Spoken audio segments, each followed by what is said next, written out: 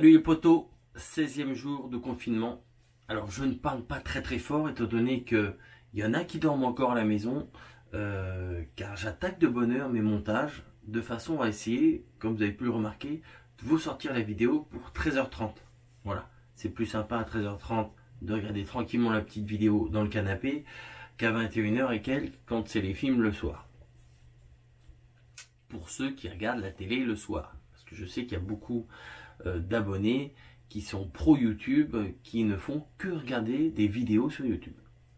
J'ai des gens comme ça. Moi, honnêtement, le soir, j'aime bien regarder mon film devant la télé.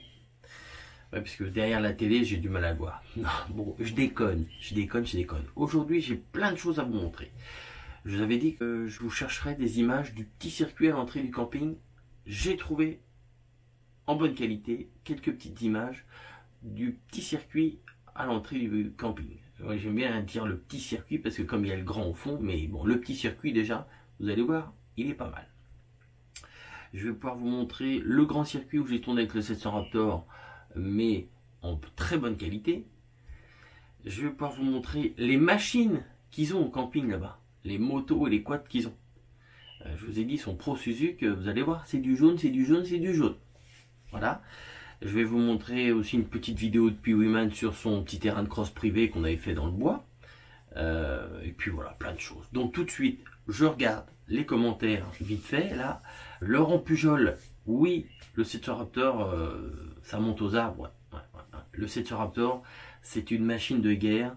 Il faut juste avoir les couilles pour tourner la poignée ou la gâchette. C'est un diplodocus, comme je dis, le Raptor. C'est une machine de fou. Ensuite, Lisa qui me dit: bonjour, j'ai une question. J'ai acheté un dirt pour mon frère. Du coup, il est chez moi. Il est à la cave. Ça va faire 2 semaines qu'il est là. Est-ce qu'elle risque de s'abîmer, de ne pas rouler pendant 2 semaines à la cave? Alors, il y a quelqu'un qui lui a dit de mettre une bâche dessus. Non, justement, moi je te déconseille de mettre une bâche dessus. Pourquoi? Dans une cave, il y a tout le temps de l'humidité, à moins que ta cave soit saine de chez Seine. Mais une cave, il y a toujours de l'humidité qui remonte. Ne mettez pas une bâche en plastique dessus. Pourquoi? Parce que toute l'humidité qui remonte du sol va rester sous la bâche, coincée sous la bâche, avec la machine. Et la machine va commencer à avoir des petits points de rouille un petit peu partout. Tu vois? Donc à la rigueur, tu mets un drap dessus, si tu veux. Hein, un simple drap. Pour la poussière, si vraiment il y a de la poussière, mais sinon 2 semaines dedans, il n'y a aucun risque. Hein. Moi, ça va faire 2 ans que mes machines sont, bon, au sec, hein, ils ne sont pas dans une cave, ils sont au sec, au chaud. Ils ne sont même pas dans le froid, ils sont au chaud, sous chaque drap, chaque machine. Bon, il y en a certaines que j'ai démarrées, celles qui sont équipées de batterie, mais sinon ça va faire 2 ans bientôt que mes machines n'ont pas roulé. Voilà. Quoi d'autre? Flo, bah félicitations en direct live, Flo, hein, Flo qui est papa. Eh ben bravo, voilà, petit coucou à la Suisse, bravo, je suis content, attention bébé avec ce virus de fou qui traîne. Donc quoi d'autre? Alf qui a fait du rangement. Ouais, bah écoute, vu le bordel qu'il doit y avoir chez toi, j'imagine. Non, je déconne, bah c'est bien. Tu vois que ça sert à quelque chose le confinement. Tu peux ranger tout au bordel. Ensuite, qu'est-ce qu'il me dit lui? Oui, non mais je sais, un 190 Daytona à 3500 €, c'est pas une machine pour débuter. Tu vois ce que je veux dire? Quand moi je te parlais d'un jeune de 14 ans qui veut s'acheter sa première moto, c'est pour débuter, donc on peut pas il va pas s'acheter un Daytona, un 190 Daytona. Le mec il va monter aux arbres, tu vois ce que je veux dire, il va se faire peur avec, ça sert à rien. Je pense que pour 1000 €, 1000, peut-être un petit chouille de plus, il peut avoir une machine neuve et assez fiable. Et là où il va se faire plaisir, il va pouvoir évoluer et tout. C'est comme toujours. Quand vous achetez une moto trop puissante, et que vous ne savez pas faire de moto, en vrai vous vous faites peur avec la moto, vous l'exploitez pas, et puis vous prenez pas de plaisir. Donc c'est mieux de commencer avec une petite machine, débuter, s'éclater, lui mettre la misère, la petite machine, hein, et puis après prendre une plus grosse. Là d'ailleurs, vous le voyez, bon nombre de motards confirmés, qui roulent, aiment bien prendre des petites machines pour leur en mettre plein la tronche, quoi. Vous regardez par exemple la boiserie, il fait le gogol avec des mini-machines des fois, alors qu'il maîtrise des grosses machines, mais il aime bien faire le gogol sur des petites machines.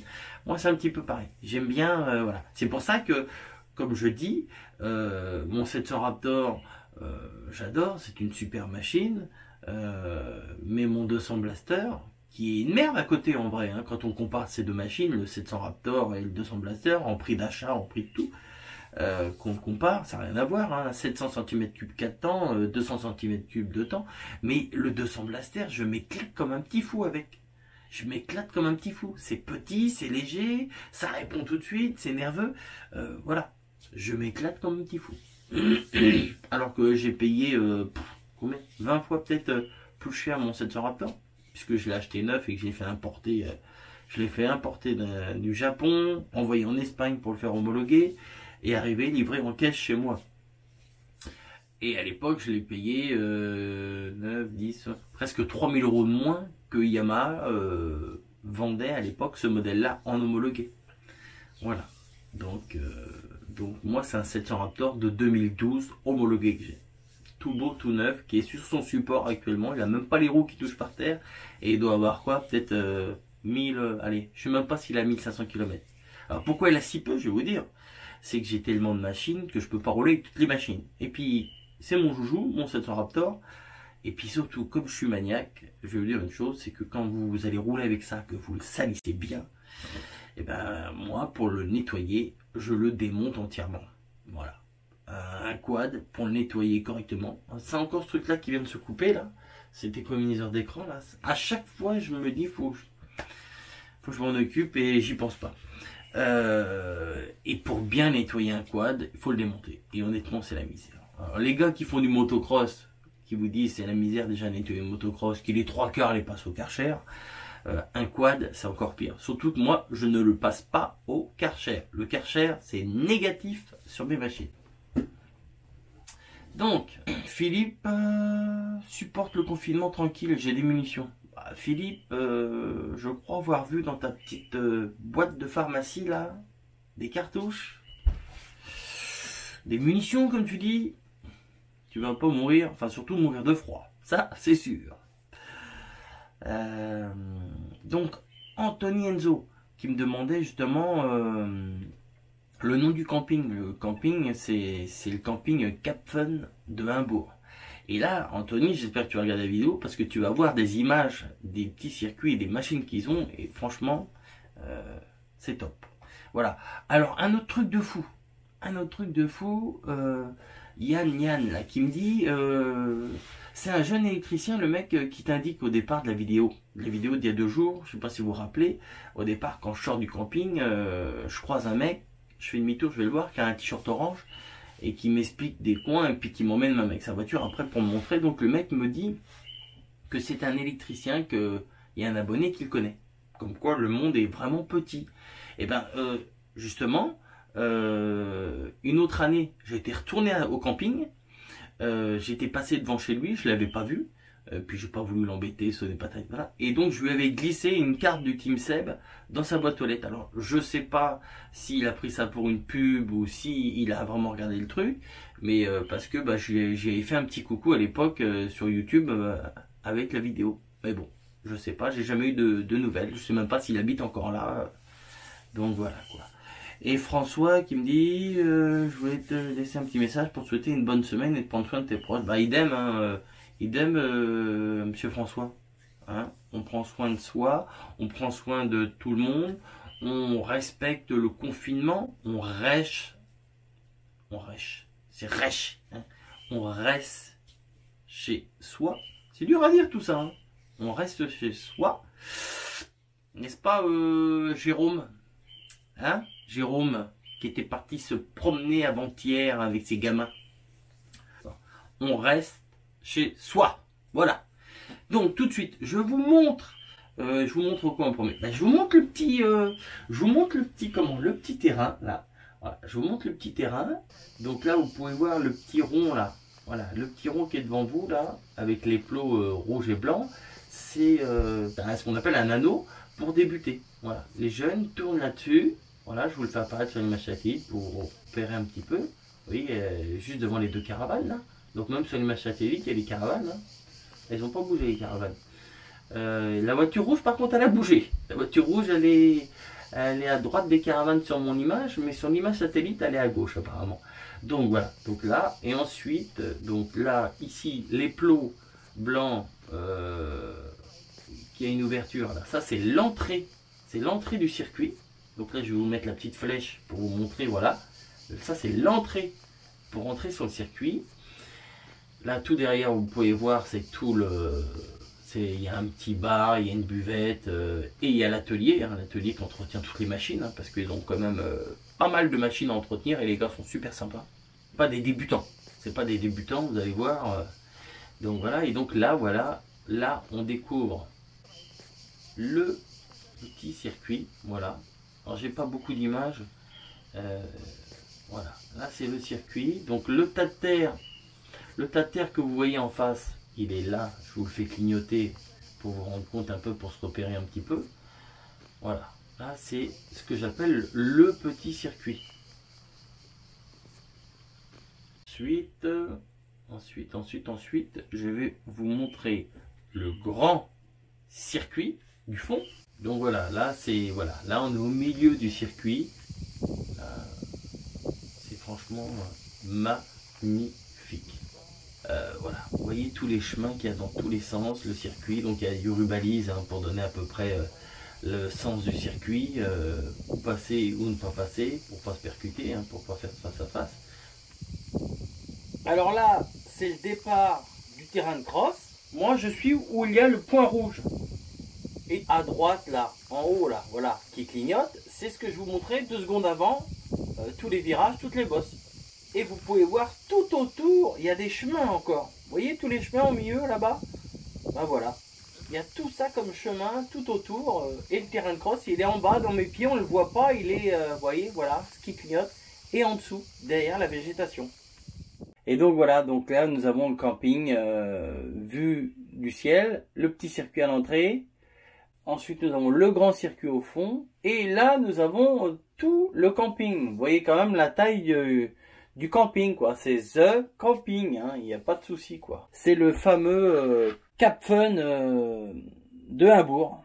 Maintenant, je sais ce que vous voulez voir. Maintenant, vous voulez voir ce qu'ils ont comme machine, comment ils sont équipés. Donc, là, je vais vous montrer leur machine. Voilà. Voilà. Donc, quand je vous dis qu'ils sont pro Suzuki, hein, il y a même les flammes Suzuki. Voilà. Donc, là, voilà, premier quad jaune.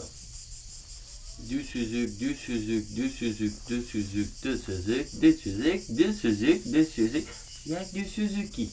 Voilà. Ils aiment les motos jaunes. Ça, il n'y a pas de photo. Et ils aiment les quads jaunes. Si, il y a 2-3 quads blancs là-bas, mais c'est du Suzuki aussi.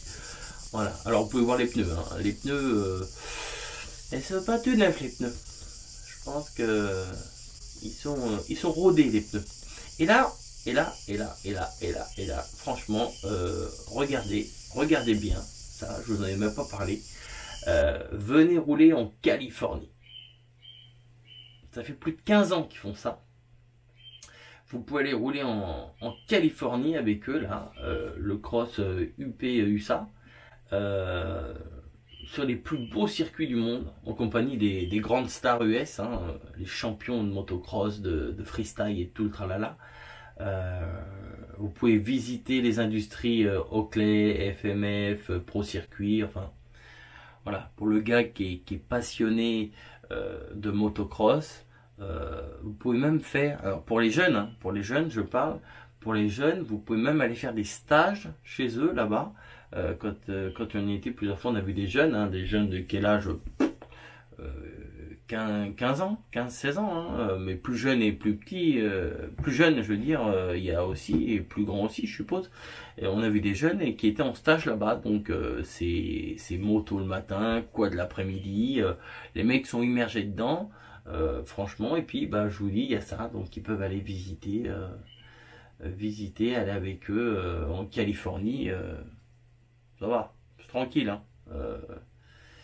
c'est pas tout le monde qui va en Californie voir les plus beaux circuits, rencontrer les plus grands champions et voir un petit peu l'industrie de tous les accessoires motocross.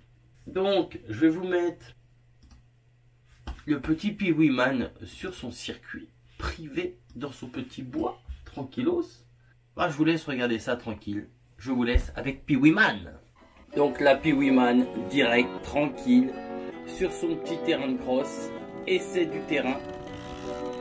Voilà, alors là moi je gratte au fur et à mesure les bosses que ça passe pas correctement. De toute façon ce qui s'escrème pas et qui s'éclate au maximum. Donc ça glisse. Je peux vous dire que toutes ces feuilles là, c'est gras de chez gras, mais en plus ça glisse de chez ça glisse. Le gras, les pneus sont remplis de terre, mine de rien. On voit plus les tétines des pneus.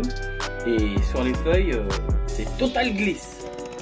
Vous voyez, quand il accélère, quand ça tourne, ça zoom. Voilà, mon petit Pee-Wee-Man, il s'éclate, tranquille, sur son petit terrain de cross privé. Hop. Donc le Pee-Wee fait de plus en plus de bruit, c'est qu'il commence à prendre un petit peu de confiance de plus en plus. Hein, parce qu'à chaque fois, chaque reprise du terrain, on va doucement au départ, hein, et puis je l'entends rien qu'au bruit du Pee-Wee. Quand je commence à entendre un petit peu plus le bruit du Pee-Wee, c'est qu'il commence à reprendre ses repères, à se faire plaisir. Donc en plus les ronds, ça repousse à une vitesse, c'est un truc de fou. Donc voilà, Pee-Wee-Man concentré, même pas il regarde la caméra. Hein. Wow. Hop, hop, hop, hop, hop, c'est tranquille. Hop, il suit les marques. Hop, hop, hop, hop. Alors le terrain, il n'y a pas vraiment d'endroit où c'est plat. Ça descend tout le temps ou ça monte. Donc, hop, hop, hop. Hop là. Et là ça grimpe. Faire attention aux arbres. Les arbres les plus dangereux, on a mis des protections dessus quand même. Tac. Voilà. Hop, hop. Attention à la gamelle. Je sens que ça va gameler parce que là, comme il commence à prendre un peu trop de confiance, la terre plus la vitesse et l'excès de confiance. Quand l'excès de confiance il arrive, bah c'est la gamelle assurée. Hein. Mais bon, après, quel motard n'est pas tombé, hein. Ah oui, quoi. C'est pas un vrai motard qui n'est pas tombé. Voilà, on n'a même pas pu avoir la chute de Pee-Wee-Man.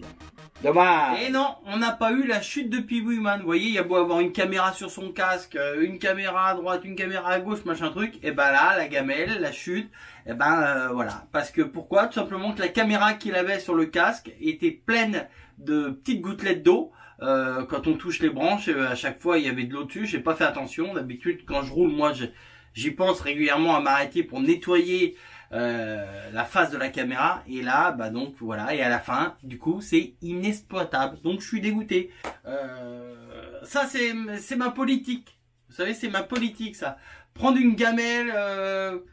Après, je suis sans se tuer, hein, bien sûr, mais prendre une gamelle, machin truc, ça me dérange pas. Ça me dérange pas. Du moment que c'est filmé. Voilà. Que je puisse regarder le truc, voir ma connerie, voir pourquoi ça a dérapé, pourquoi... voilà. Du moment, d'ailleurs, même avec les enfants, hein, quand il arrive qu'ils chutent, c'est arrivé très peu de fois, mais c'est arrivé, par exemple, sur le circuit, là, au camping, hein, le petit circuit à l'entrée du camping, c'est arrivé, et j'ai pu lui montrer, bah, c'est qu'il avait donné un petit peu trop d'angle, et puis bah, sa roue avant, elle a dérapé, et voilà, machinalement, il a glissé. Si je cherche, je dois même l'avoir, cette chute en vidéo, parce que je filmais. À chaque fois, j'essaye de filmer, parce que c'est quand on filme pas qu'il arrive un truc. C'est pour ça que quand on fait des trucs à plusieurs, ou j'ai toujours plusieurs caméras, mais je n'arrête pas les caméras. Les caméras tournent non-stop, parce que c'est quand tu coupes la caméra, bing, qu'il arrive un truc, et puis que t'as pas filmé, et t'es dégoûté. Donc voilà. Donc, j'espère vous avoir un petit peu aéré la tête, hein, vous avoir fait penser à autre chose que ce coronavirus. Mettez-moi en commentaire si ça vous plaît ce type de vidéo, ce qui vous plaît dans les vidéos, ce qui vous plaît pas dans les vidéos. Dites-moi, franchement, je suis à l'écoute. Là, vous voyez, je travaille au jour le jour, hein, donc si vous me dites quelque chose, dans 2 jours, je peux rebondir dessus. Voilà. Sinon, comme d'habitude, on lâche des pouces bleus, hein, le clic là, vous l'avez entendu, le clic. Et puis moi, je vous dis, on est quand aujourd'hui? On est mercredi C'est ça, mercredi. Et donc, moi, je vous donne rendez-vous dans 2 jours, donc vendredi. Voilà. Si je raconte pas de bêtises. Non, parce que c'est vrai que maintenant, on est passé au mois d'avril. C'est que moi, je suis un petit peu déconnecté de la réalité de la vie. Hein. Donc, voilà. Vous aussi. Mais vous, c'est depuis quelques semaines que vous êtes confinés à la maison. Moi, ça fait quelques mois, pour pas dire quelques années, avec cette opération. Voilà, et du coup actuellement, plus de soins, plus rien du tout, tous mes rendez-vous annulés, c'est le bordel, tout le monde m'appelle, voilà. Donc là, le prochain rendez-vous que j'ai au centre de rééducation de Coubert, pour ceux qui connaissent, c'est le 5 juin. Alors d'ici là, j'ai le temps de voir d'ici que ça soit encore annulé, mais enfin bon. Sur ce les potos, je vous fais la bibise, restez chez vous, même Jérôme, avec tes enfants, tu restes à la maison. Il faut prendre une tape sur sa gueule à lui. Tu restes à la maison, comme tout le monde. Le confinement, c'est chez soi. Si on veut que ça soit le plus performant possible, faut respecter le confinement. Sinon, ça va malheureusement faire énormément de dégâts. Quand on voit l'Italie, quand on voit l'Espagne, c'est impressionnant. C'est impressionnant. Donc voilà. Sur ce les potos, je vous fais la bibise. Portez-vous bien. Faites attention à vous. Et je vous dis à dans 2 jours. Ciao, bye bye!